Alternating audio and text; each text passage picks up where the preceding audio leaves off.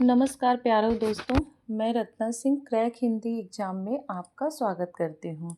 दोस्तों, आज हम प्रैक्टिस सेट स्टार्ट करेंगे। प्रैक्टिस सेट 5 तक हमने कर लिया था, आज प्रैक्टिस सेट 6 स्टार्ट करेंगे। ये जो प्रैक्टिस सेट है आपके टीजीटी, पीजीटी, एलटी, जीआईसी के जो आप पेपर देंगे अभी जो आने वाले हैं, उसके लिए आप के लिए काफ़ी ज़्यादा हेल्पफुल होंगे। बहुत ही महत्वपूर्ण प्रश्न हैं। किस तरह से प्रश्न आते हैं, पहले जैसे आते थे, आज का प्रश्न थोड़ा-सा घुमा फिरा के पूछा जाता है। तो इसी आधार पर आज का क्वेश्चन है। अगर आपको वीडियो पसंद आता है तो प्लीज़ चैनल को लाइक, शेयर, सब्सक्राइब ज़रूर कर दीजिएगा। तो शुरू करते हैं आज का अपना पहला क्वेश्चन कि निम्न में कौन सी भाषा संस्कृत भाषा की अपभ्रंश है? कि कौन सी भाषा किसकी अपभ्रंश है? संस्कृत भाषा की अपभ्रंश है। ए पाली, बी ब्रज, सी अवधी या डी इनमें से कोई नहीं। तो बताइए पाली भाषा कौन सी भाषा संस्कृत भाषा की अपभ्रंश है? तो आपका कौन सा ऑप्शन सही होता है? ऑप्शन ए सही होता है। ऑप्शन ए, जो पाली भाषा है वो संस्कृत भाषा की अपभ्रंश है। और पाली भाषा को क्या कहा गया है? इस भाषा को क्या कहा गया है? पुरानी प्राकृत भाषा भी कहा जाता है। किसको? पाली भाषा को पुरानी प्राकृत भाषा भी कहते हैं।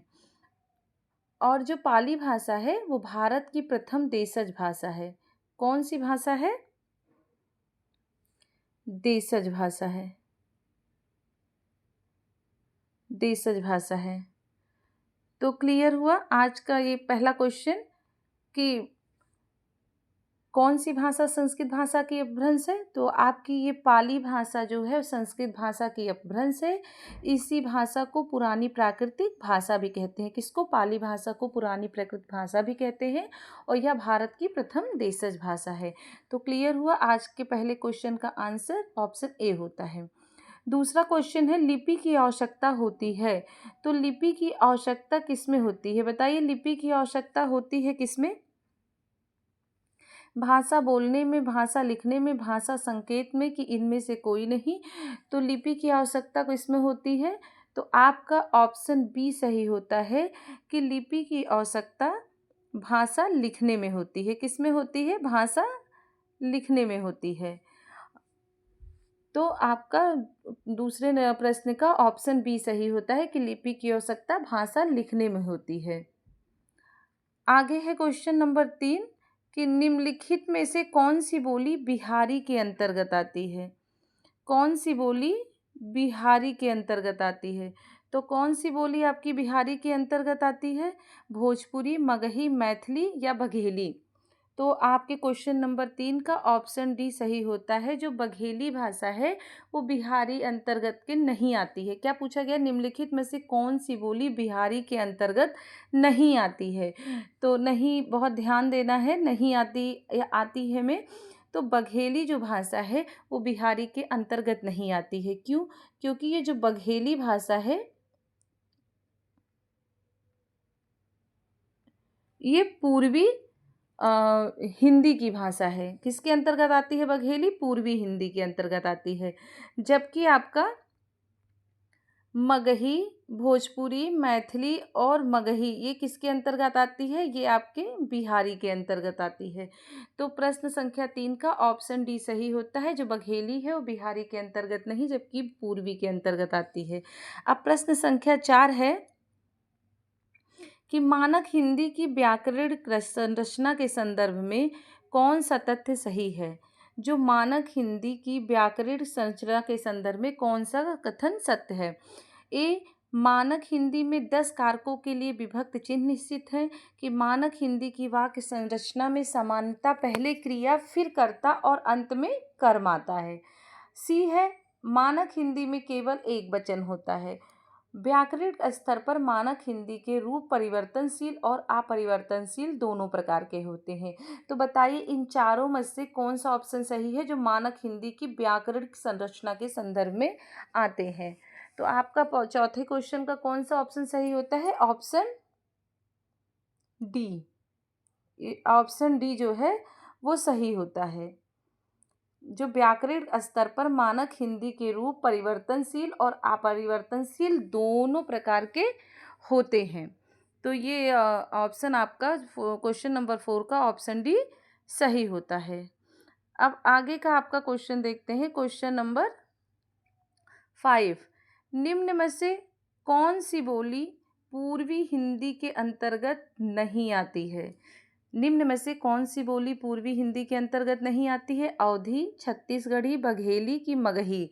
तो बताइए कौन सी नहीं आती? तो आपका ऑप्शन डी सही होता है। जो मगही होती है वो पूर्वी हिंदी के अंतर्गत नहीं आती है, जबकि मगही जो है वो बिहारी हिंदी के अंतर्गत आती है। बाकी अवधी, छत्तीसगढ़ी और बघेली पूर्वी हिंदी के अंतर्गत आती है, जबकि मगही बिहारी हिंदी के अंतर्गत आती है। तो आपकी प्रश्न संख्या 5 का ऑप्शन डी सही होता है।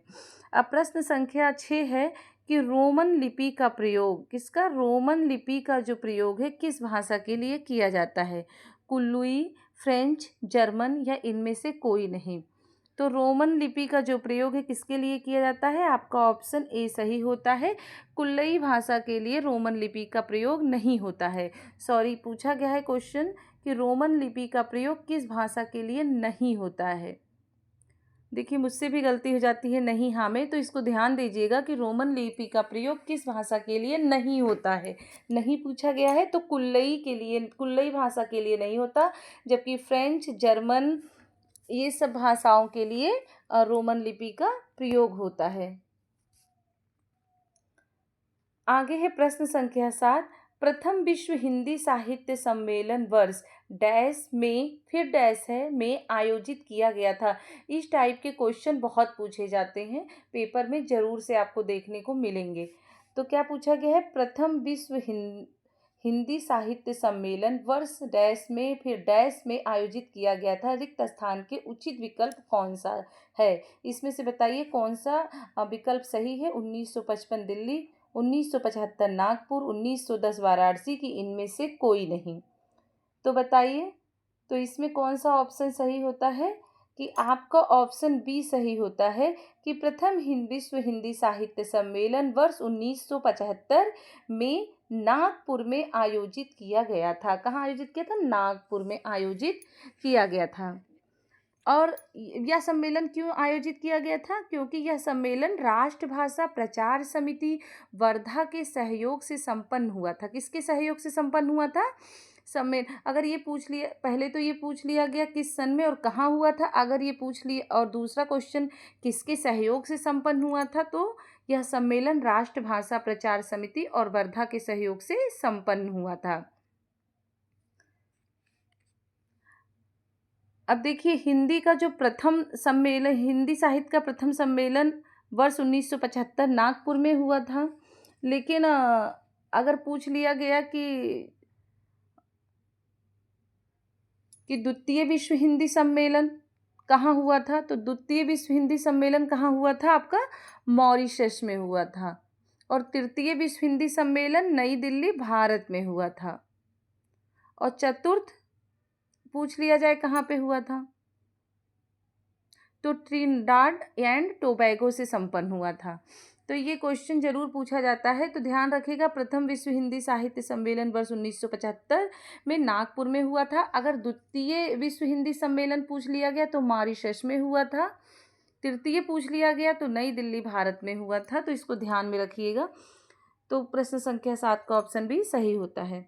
प्रश्न संख्या 8 है हिंदी साहित्य 20वीं शताब्दी आलोचना ग्रंथ के लेखक कौन हैं? हिंदी साहित्य 20वीं शताब्दी, हिंदी साहित्य 20वीं शताब्दी आलोचना ग्रंथ के लेखक कौन है? शांति प्रिय द्विवेदी, कि नंद दुलारे वाजपेयी, कि नेमी चंद जैन या इनमें से कोई नहीं। तो प्रश्न संख्या 8 का आपका ऑप्शन बी सही होता है कि हिंदी साहित्य 20वीं शताब्दी आलोचना ग्रंथ के जो लेखक हैं वो नंद दुलारे वाजपेयी हैं। क्लियर हुआ? अब प्रश्न संख्या 9 देखते हैं। निम्नलिखित में से कौन कौन से प्रेमचंद की कहानियों के पात्र हैं? कहानियों के पात्र, नायक, नायिका, ये सब पेपर में बहुत पूछे जाते हैं, तो इसको आप ध्यान से देखिएगा। निम्नलिखित में से कौन कौन से प्रेमचंद की कहानियों के पात्र हैं? लहना सिंह, पंडित बुद्धिराम, अमीना की सुनंदा। तो बताइए कौन कौन से इस कूट के माध्यम से बताइए कि ए बी सी तीनों सही है कि बी सी कि बी सी डी। तो इस कूट के माध्यम से बताइए कौन सा ऑप्शन सही होता है। तो कौन सा ऑप्शन सही होता है आपका? पहले तो पात्र कौन कौन से थे? अमीना थी, और कौन से थे? प्रेमचंद की कहानियों के पात्र और पंडित बुद्धिराम, ये जो दो थे। तो आपका ऑप्शन बी सही होता है कि बी और सी, पंडित बुद्धिराम और अमीना जो हैं वो प्रेमचंद की कहानियों के पात्र हैं। अब अमीना किस कहानी की पात्र है? ईदगाह कहानी की। किसकी? प्रेमचंद जी के ईदगाह कहानी के ये पात्र हैं। तो क्लियर रहा, ऑप्शन बी आपके सही होते हैं। अब प्रश्न संख्या 10 है कि नीलोत्पल के बीच समाये मोती से आंसू के बूंद। नीलोत्पल के बीच समाये मोती से आंसू के बूंद, उक्त काव्यांश के लिए कौन से कथन सही हैं? तो इसमें कौन से कथन सही हैं? इसमें अलंकार ध्वनि है कि यह रस ध्वनि का उदाहरण है, कि इसमें अत्यंत तिरस्कृत वाच्य ध्वनि है, या यह लक्षण लक्षणा पर आधारित है। अब कूट के माध्यम से बताइए कौन सा ऑप्शन सही होता है। तो प्रश्न संख्या 10 का आपका ऑप्शन ए सही होता है। कौन सा? कि इसमें अलंकार ध्वनि है, और ध्वनि भी है, और क्या है, यह लक्षण लक्षणा पर आधारित है।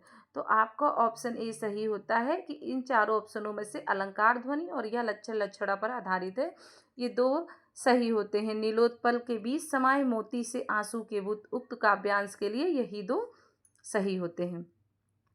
आगे का क्वेश्चन नंबर 11 है।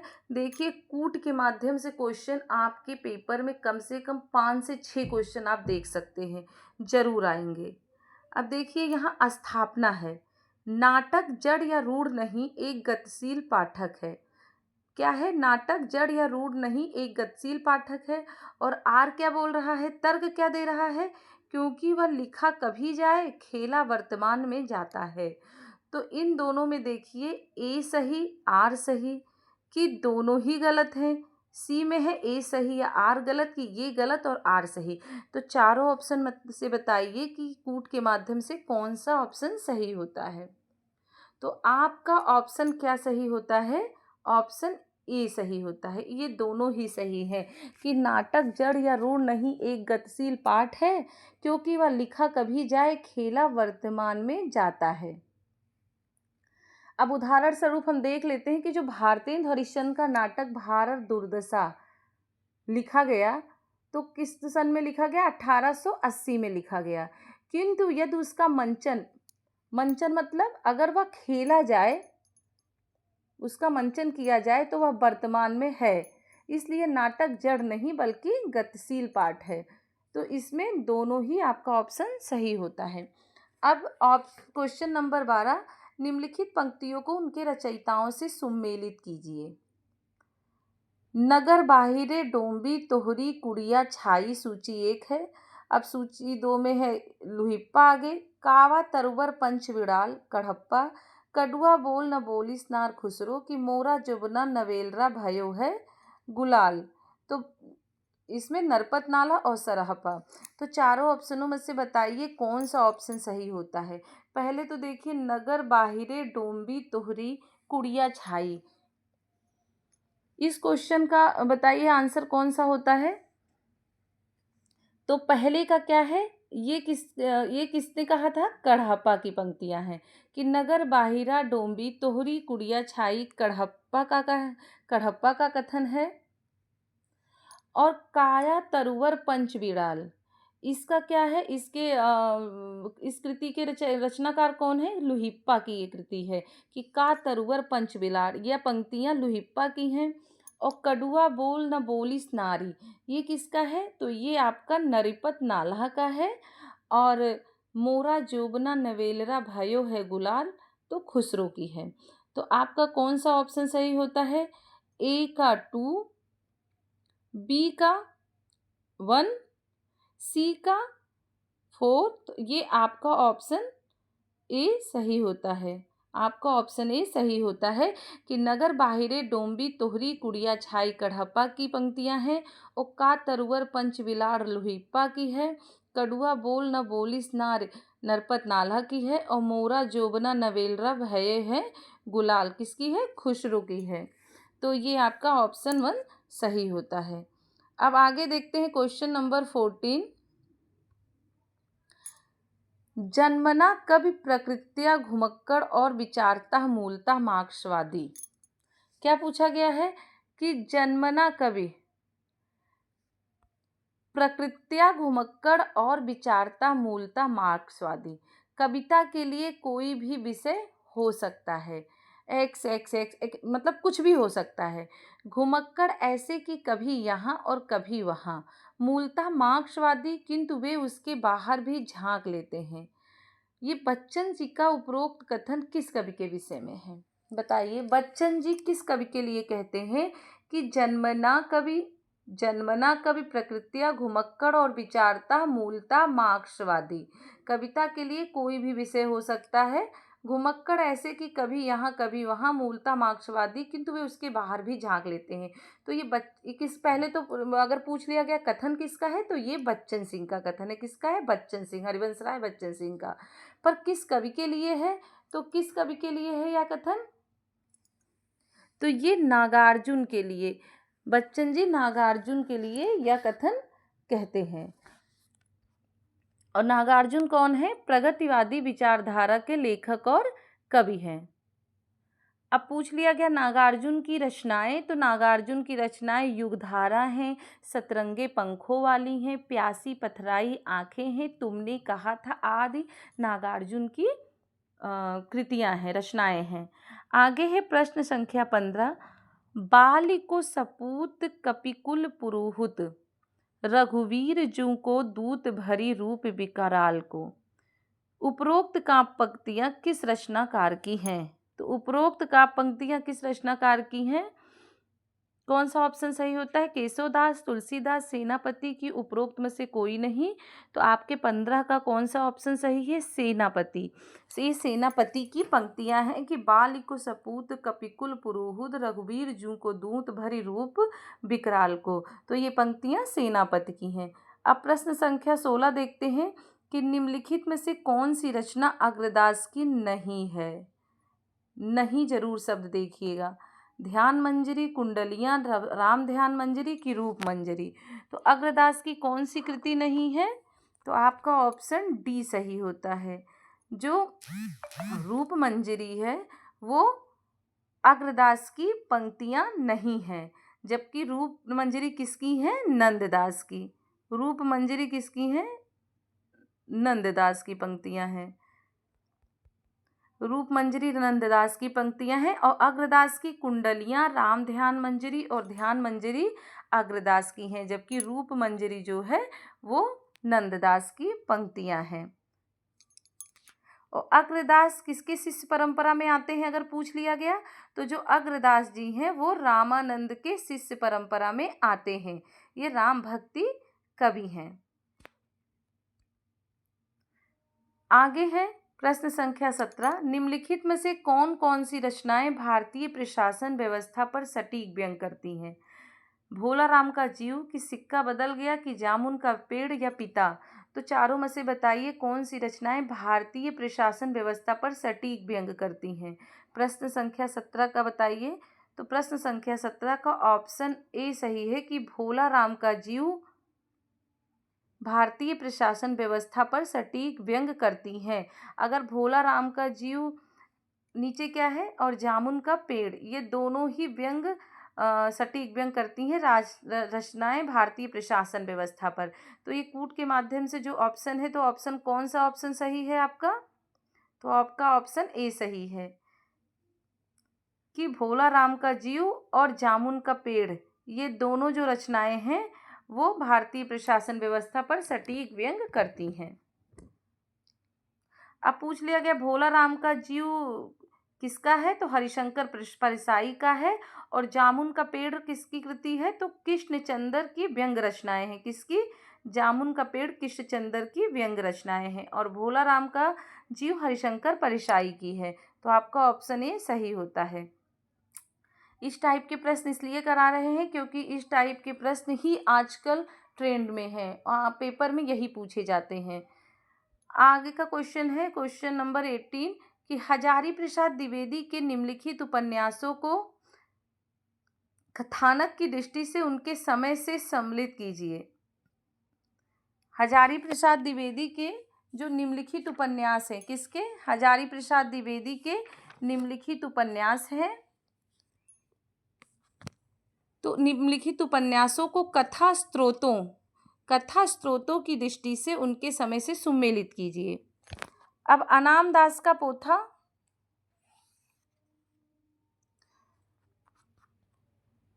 अनाम दास का पोथा कब लिखा गया, उसका समय क्या है? तो अनाम दास का पोथा आपका 1976 में लिखा गया। किस में लिखा गया? 1900। तो अनाम दास का पोथा कब लिखा गया था? 1976। तो ये कौन से समय है? तो औपनिषदिक काल है। औपनिषदिक काल अनाम दास का पोथा औपनिषदिक काल है।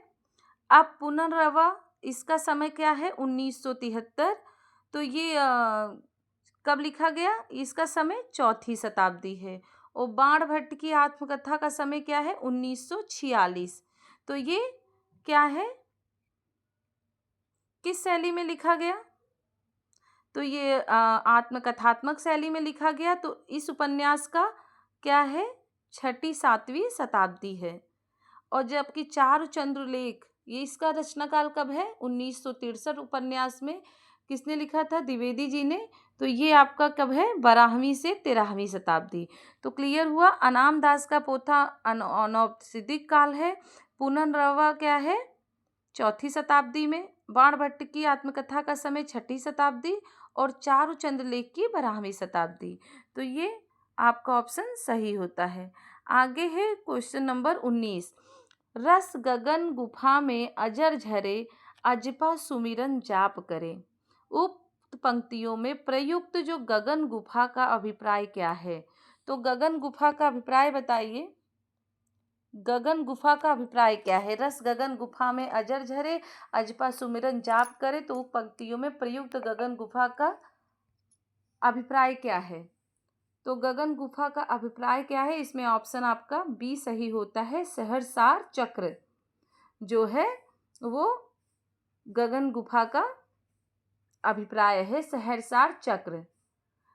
इसमें क्या है? मनुष्य स्व की भावना से मुक्त होकर ब्रह्मा सत्य की ओर बढ़ता है। और यह पद अगर पूछ लिया गया तो यह पद किसका है? तो यह पद आपका कबीरदास का है। यह पद आपका कबीरदास का है। यह पद कबीरदास का है। रस गगन गुफा में अजर झरे, अजपा सुमिरन जाप करे, कबीरदास की पंक्तियां हैं। इसमें गगन गुफा का अर्थ है सहस्रार चक्र, मतलब मनुष्य स्व की भावना से मुक्त होकर ब्रह्मा सत्य की ओर बढ़ता है। आगे प्रश्न संख्या 20 है कि सिद्धों और योगियों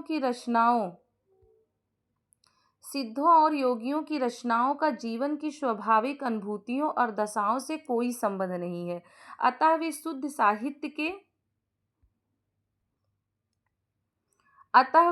साहित्य के अंतर्गत नहीं आती। यह विचार किसका है? तो यह विचार बताइए किसका है? हजारी प्रसाद द्विवेदी, रामचंद्र शुक्ल, मुनि जिनविजय या धीरेन्द्र वर्मा। तो ये चारों ऑप्शनों में से कौन सा ऑप्शन सही है? तो आपका ऑप्शन बी सही है। ये रामचंद्र शुक्ल का कथन है। किसका? रामचंद्र शुक्ल का कथन है। रामचंद्र शुक्ल जी कहते हैं कि सिद्धों और योगियों की रचनाओं का जीवन की स्वाभाविक अनुभूतियों और दशाओं से कोई संबंध नहीं है, अतः वे शुद्ध साहित्य के अंतर्गत नहीं आती हैं। ऑप्शन बी सही होता है। आगे है प्रश्न संख्या 21। कालक्रम की दृष्टि से निम्नलिखित रचनाकारों का सही अनुक्रम क्या है? कालक्रम की दृष्टि से बताइए कि पहले कौन से रचनाकार हैं? तो इसमें आपका ऑप्शन सी सही होता है। सबसे पहले सरहपा आए, फिर पुष्पदंत हैं, फिर अद्धमार है, फिर हेमचंद्र हैं।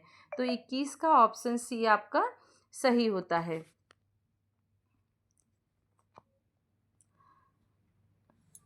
अब सरहपा का समय क्या है? 769 ईस्वी। और पुष्पदंत का समय 10वीं सदी के जैन कवि हैं। और अद्धामार 11वीं और 12वीं सदी के कवि हैं। और हेमचंद्र 12वीं सदी के हैं। तो इसका मतलब है कि 21 क्वेश्चन का आपका ऑप्शन सी सही होता है। आगे 22 क्वेश्चन।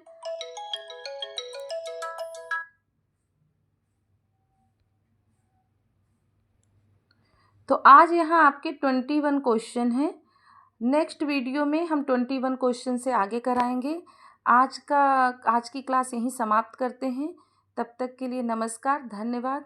अगर वीडियो पसंद आया होगा तो चैनल को लाइक शेयर सब्सक्राइब जरूर कर दीजिए।